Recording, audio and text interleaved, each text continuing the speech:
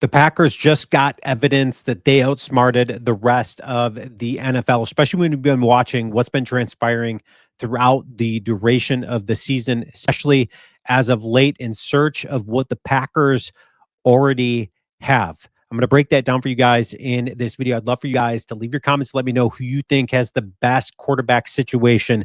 Which NFL team has the best quarterback situation? In my opinion, it's down to two teams. You've got Pittsburgh and the situation happening there and Green Bay.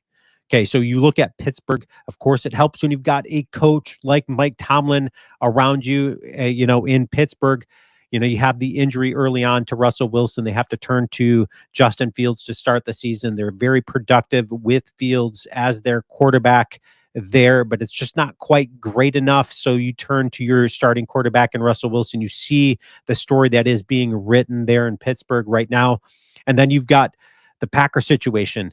At the end of preseason, the Packers didn't know who they wanted to turn to as a quarterback. Didn't think that anybody really went out and won that backup quarterback position. So Brian Gutekunst goes and gets a guy like Malik Willis into Green Bay, and unfortunately, they have to turn to him as early as they did due to the injury to Jordan Love. And then Matt LaFleur is able to do with what he has, and the talent that he has around him, and be able to make that talent flourish in Malik Willis. Okay, so you take a look at what's been happening throughout the NFL, and as of late, you've got Tennessee benching Will Levis. And it says where Tennessee goes from here, they don't know, but I'm sure they would love to get back a quarterback that they lost. In fact, this article had this to say. It says in Tennessee, it says Titans should make right the mistake and bring back a quarterback that they once had in Malik Willis, which I think is absolutely hilarious.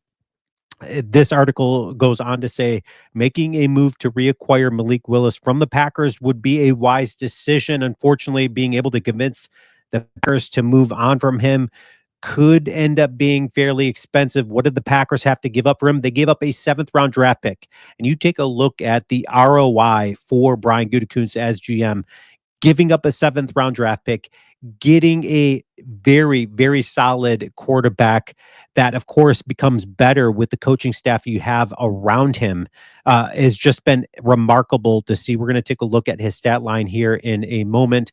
The article goes on to say that assuming that the asking price would be fair from Green Bay is actually that they would be willing to move on from him. Tennessee should take a look to reunite him again there in Tennessee. But here's the argument is, okay, so what? So say you get Malik Willis back in Tennessee. You're Brian Callahan, I'm not saying this is a bad coach there to deal with the talent that Malik Willis has.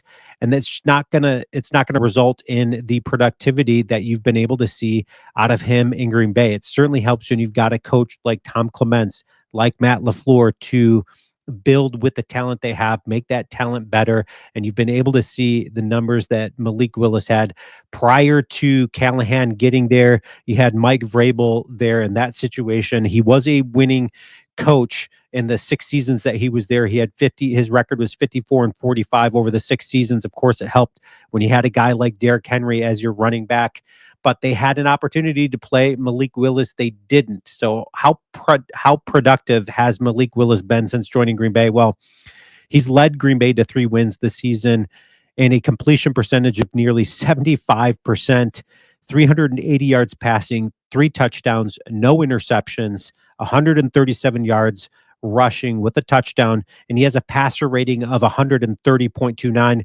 And then you take a look on the flip side of what Tennessee decided to stick with in Will Levis.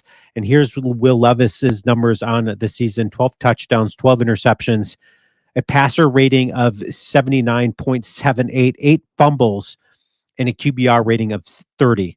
Okay, so that is just a drastic difference when you take a look at the decision to move on from Will Levis. And again, hats off to Brian Gutekunst to do that, to give up a 7th-round draft pick, to then get back that 7th-round draft pick by trading away Preston Smith, saving the cap space you did in trading him. And then you create opportunities for Kingsley Enagbare, for Brenton Cox Jr., who, by the way, last week against Seattle had a combined 3 sacks in that game alone. So the Packers able to get some production out of their pass rush and giving that, and then they get that 7th-round draft pick in return. Again, you can take Will Levis, put him back into Tennessee, and it's not going to be as productive as what you've been able to see out of Green Bay. So you look at the entire duration of the NFL, and you see what's been transpiring there. You've got Trevor Lawrence getting hurt, them having to turn to Mac Jones.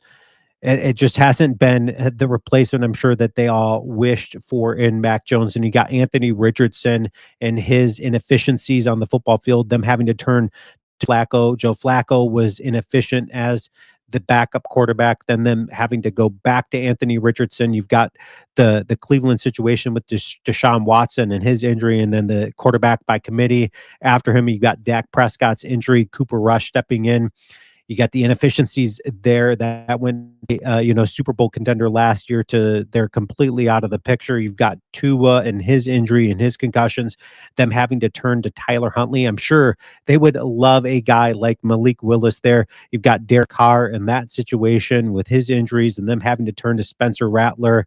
And then you got Bryce Young and his inefficiencies on the football field, them going to Andy Dalton and then back to Bryce Young. And then you've got Geno Smith with what his injury happened last week and them having to turn to Sam Howell and the inefficiencies of that guy on the football field. I'm sure they would love a guy like Malik Willis there.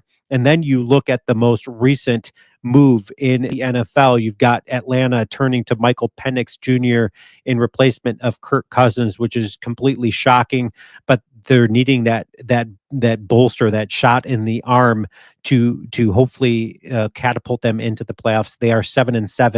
It's surprising at this point of the season to turn away from Kirk Cousins to go to an unproven rookie, but it's a decision that they make. Again, you take a look at how the Packers have been doing it and how Brian Gutekunst drafted Jordan Love when he did, and you had a Hall of Fame quarterback like Aaron Rodgers there in Green Bay, and the hits that he took within social media to go and draft Jordan Love when he did, and now you're looking at Jordan Love and you're like, oh my gosh, this is literally one of the better quarterbacks in the league. I can only imagine what he's going to do throughout the duration of his career and where he's going to end up landing on the Packers all-time quarterbacks. It will be absolutely fun to see.